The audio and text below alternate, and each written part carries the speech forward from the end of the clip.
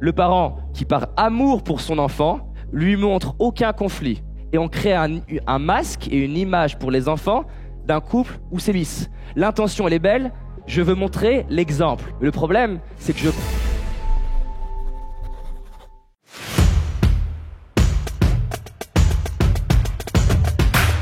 on devient addict des comportements perçus comme uniquement positifs. Si je perçois que soutenir, c'est que positif, je vais y être addict. Si je perçois que, par exemple, faire preuve de charisme, c'est que positif, je vais y être addict. Si je perçois que réussir, c'est que positif, je vais y être addict. Si je perçois que, par exemple, avoir le dessus sur l'autre, c'est que positif, je vais y être addict. Je vais vouloir ça. Et par conséquence, vu que j'y suis addict, quand j'y arrive, je me sens fier. Quand quelqu'un le fait, je l'admire. Quand j'y arrive pas, j'ai honte ou je suis coupable. Si c'est par rapport à l'autre, je me sens coupable d'avoir été trop dur ou coupable d'avoir été absent ou coupable de pas avoir été, j'en sais rien, de pas avoir eu la bonne répartie. Je me sens coupable ou honteux de ce que j'ai fait. Et quand quelqu'un d'autre le fait, je le condamne. On va en prendre quelques-unes. L'addiction à être un modèle pour les autres. Alors ça, c'est une, par exemple, que j'ai eu beaucoup aussi. Tu vois, à vouloir inspirer, être un modèle, ma vie, mon message de Gandhi, incarner le changement qu'on veut voir dans le monde. Forcément, il y a une addiction là-dessus que être un modèle, c'est que bien. Et je vois pas l'autre face. Donc, qu'est-ce qui se passe ? Je veux inspirer de parfait au point de m'empêcher de prendre des risques, haute variante possible, et ça finit par me bloquer. Paradoxalement, je voulais être un modèle, à ne plus prendre de risques, à ne plus me mettre dans une position où je suis un anti-modèle. Au final, je masque ma vulnérabilité, c'est un des modèles, et du coup, je m'empêche de réellement inspirer à la hauteur où je le rêvais. J'ai tellement peur d'être fragile, d'être incohérent, que je prends pas de risques.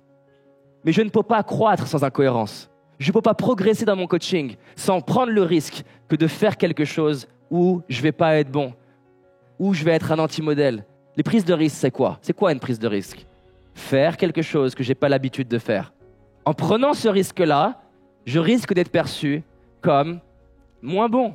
Par exemple, je vais prendre un exemple concret dans mon cas. Si je vais sur un coaching qui est touchy, est-ce que je prends plus de risques de moi moins bien maîtrisé et potentiellement dire de manière objective la phrase de trop, d'être moins bon dans mon questionnement, de moins bien gérer mes émotions.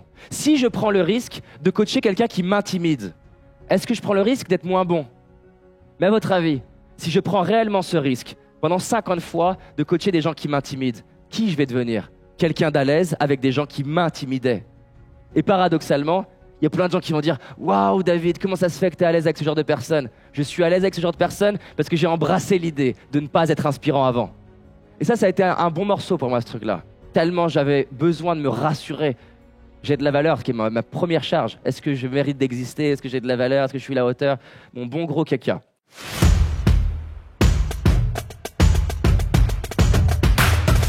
L'addiction à être reconnu. Ah, celle-ci, elle est magnifique. Ça, c'était un bon, gros, bien morceau, ça. Un bon morceau.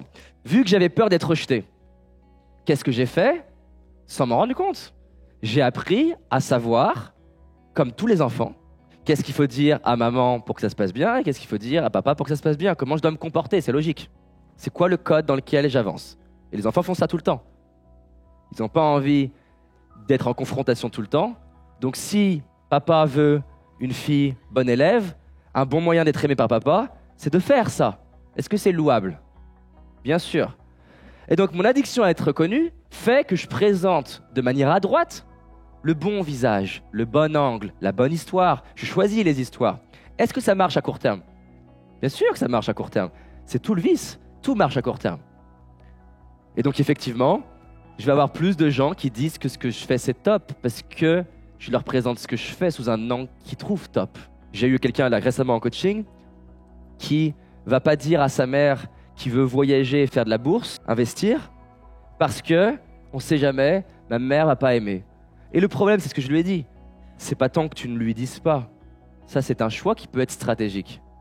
La vraie question que ça pose, c'est quelle est la partie de toi qui dicte le fait que tu le dises pas ? Est-ce que c'est la partie sage et stratégique qui veut y aller en douceur avec elle ? Ou est-ce que c'est juste la peur profonde d'avoir ta mère qui ne te reconnaît pas ? Cette addiction à obtenir de la reconnaissance fait que tu deviens un caméléon qui fait en fonction de l'autre au point de t'oublier. Et paradoxalement, et c'est un truc fascinant, il n'y a rien de plus magnétique que quelqu'un qui s'en fout d'être apprécié. Et c'est un acte de courage tellement incroyable que de passer d'un modèle du monde où je fais en fonction de l'autre à un modèle du monde où je fais bien sûr en fonction non pas de l'autre, mais d'un certain type de personne que j'ai envie de servir, d'accompagner, d'aider ou de côtoyer, et en m'assurant que je suis profondément moi-même à l'intérieur de moi. Ce qui ne m'empêche pas, pour qu'on soit dans la nuance, que j'apprenne à communiquer d'une manière qui parle. Mais encore une fois, c'est un curseur. Est-ce que j'essaye d'être totalement moi-même au point d'être débile et du coup, je ne comprends pas que je parle anglais à un Chinois, c'est pas stratégique? Et effectivement, si je parle à un enfant, je peux m'adapter à lui. Ça ne veut pas dire que je ne me reconnais pas. Ça veut dire que j'apprends à communiquer. Ça, c'est la nuance d'un côté. Et de l'autre, la personne qui fait tellement ça de s'adapter aux autres qu'elle n'arrive jamais à assumer ses idées, jamais à exprimer des points de désaccord. Et si vous regardez toutes les personnes qui ont une place dans la société pour exprimer leurs idées, qu'on soit d'accord ou non avec eux, ils ont des idées relativement tranchées. Mais l'erreur, ça serait d'apprendre, il faut qu'il y ait des idées tranchées. La bonne réflexion, c'est qu'en fait, au fond de vous, vous avez des idées tranchées, des idées qui vous parlent, des idées que vous êtes prêts à assumer. Ce qu'il s'agit de faire, c'est pas de se dire je vais polariser pour polariser, mais en quoi je crois suffisamment et qui je suis au fond, de sorte que je vais juste présenter au monde ce que je suis et me donner la possibilité incroyable d'attirer à moi des gens qui vont résonner avec qui je suis. La limite de l'être humain, c'est de conclure que quelque chose qu'il ne voit pas n'existe pas, de conclure que quelque chose d'agréable est uniquement bon et que quelque chose de désagréable est uniquement mauvais. Et ainsi, passer à côté de la vision globale, la vision à plus long terme. Être parent, ça va au-delà de juste une seule interaction avec son enfant. C'est une relation qui dure sur plusieurs années. Créer une entreprise, c'est une relation sur plusieurs années.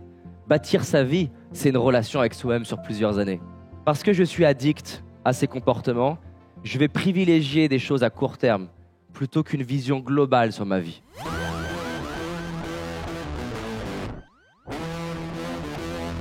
J'ai une école de coaching, je forme les gens au coaching.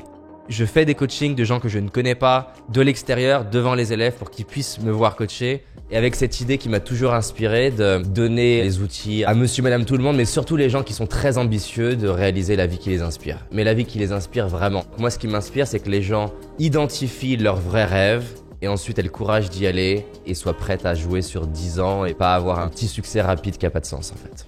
Alors si tu es coach, que tu as envie de le devenir, que tu es intéressé par avoir un impact dans la vie des autres et créer des étincelles dans leurs yeux, alors j'ai un guide qui est fait pour toi. Un guide sur les questions impactantes à poser en tant que coach. Tu peux le télécharger gratuitement en cliquant sur le bouton qui apparaît. Donc c'est parti, télécharge le guide.